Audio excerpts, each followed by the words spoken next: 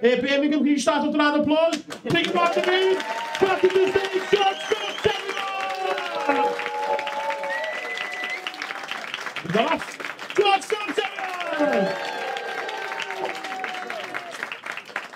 Liverpool, how the fuck are we doing? It's great to be here. I love this city. It's fucking insane compared to Leeds. In a good way. There's none of this in Leeds. So why not make a day of it, eh? That's what I've been doing. I've just got a couple of things, just a couple of short ones to open up with.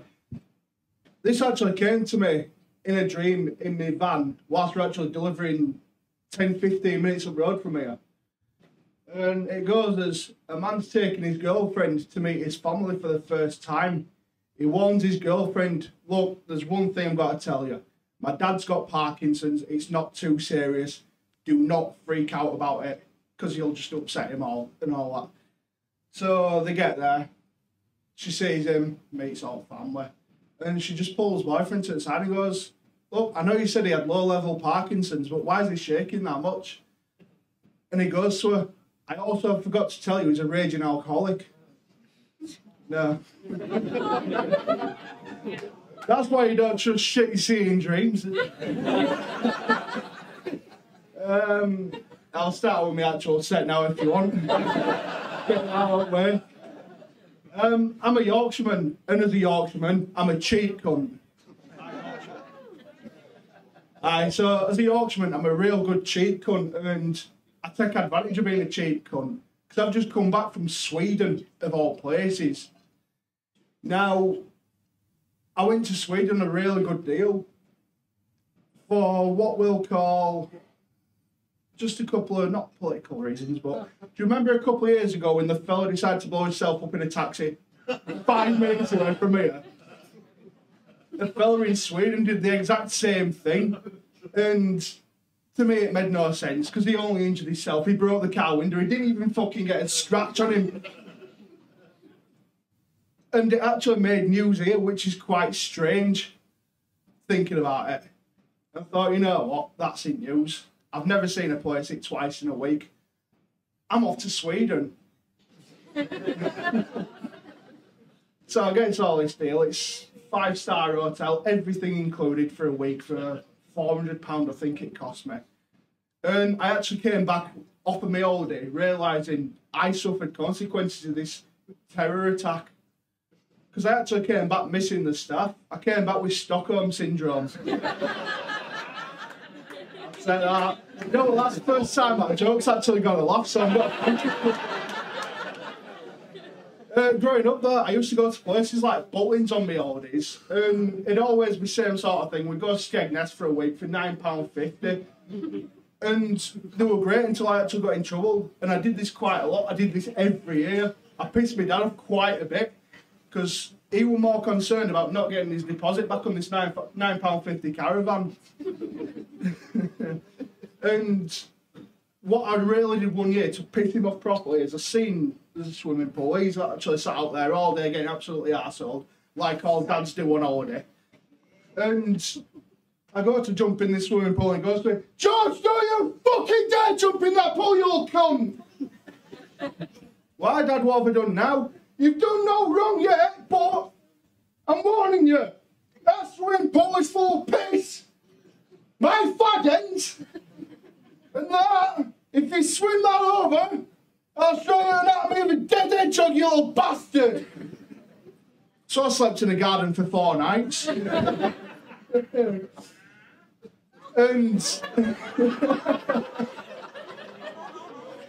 I thought I should have called Childline, but I thought better of it. I didn't want to sleep in garden at home either, so I left it at that.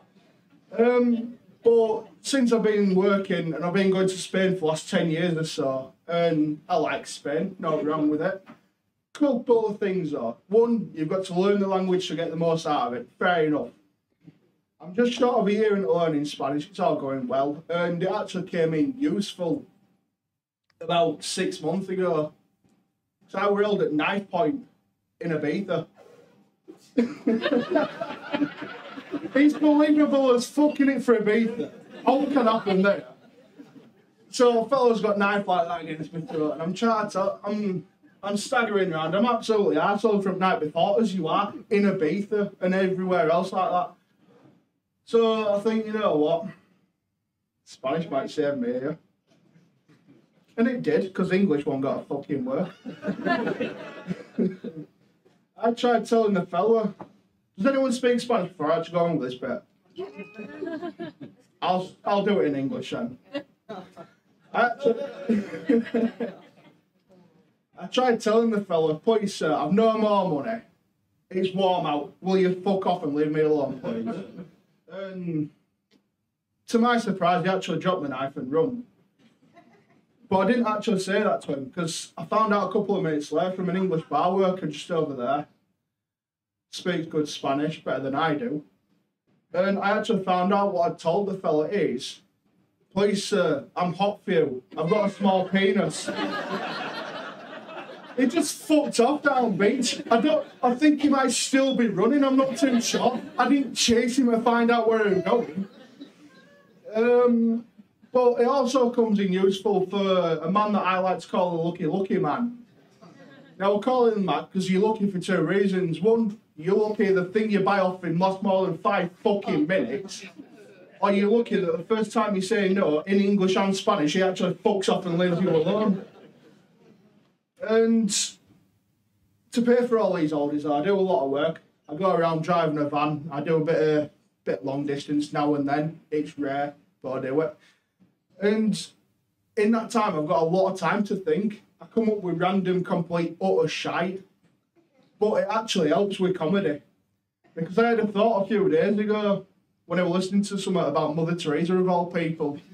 Because, as you can tell, I'm an intellectual man. And I was actually learning something about Mother Teresa. And my brain, being my brain, just goes, you know what? She's a good human.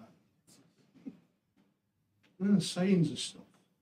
So if you go on the saying, you are what you eat, is Jeffrey Dahmer technically not more human than she is? Again, Liverpool, that's the first time that one's got a laugh, so thank you for that. But I was actually driving up A1 a few days ago out of Doncaster on my way back towards Pontefract, and there's a little petrol station on there going northbound with a sex shop in it of all things. Now, my brain being my brain got me thinking, what's the returns policy of that place? Is it got to be like like John Lewis, where if it's out of packaging, good luck with it? Or is it got to be closer to B&M, where they'll accept it on a couple of conditions? One, it's not sticky to the touch. 2, it don't smell bad. And 3, is anyone got to give a fuck or buy it again? And, you know, me being a Yorkshireman, I buy it and I just chucked it anyway. I do like a good cheap deal. Let me just think what I would just like to say then. I've completely lost it, Liverpool. I know my psychiatrist told me that a few weeks ago as well. What were I got to say? I've got through that. How am I doing for time? I don't know.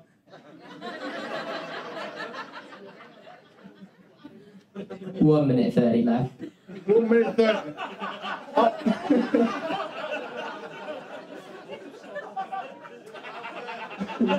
Keep laughing, come on, it helps me.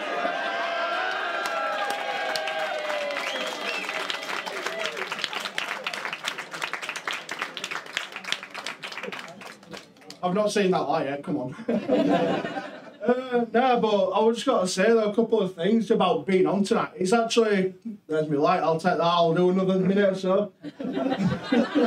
You can tell I'm in this on just short of 50 gigs, can't you, with a light this fucking time in career. But I actually want to say a couple of things. Thanks to you lot for actually coming out tonight. It's fucking amazing. I'm actually a fan of Tony's work and Jamie's work on podcasts. So me being stood on stage tonight, a real fucking thanks to everyone here. So, yeah.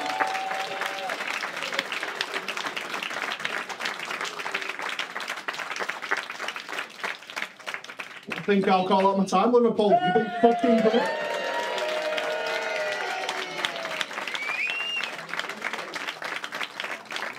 What a fucking nice guy. George Phillips, everyone.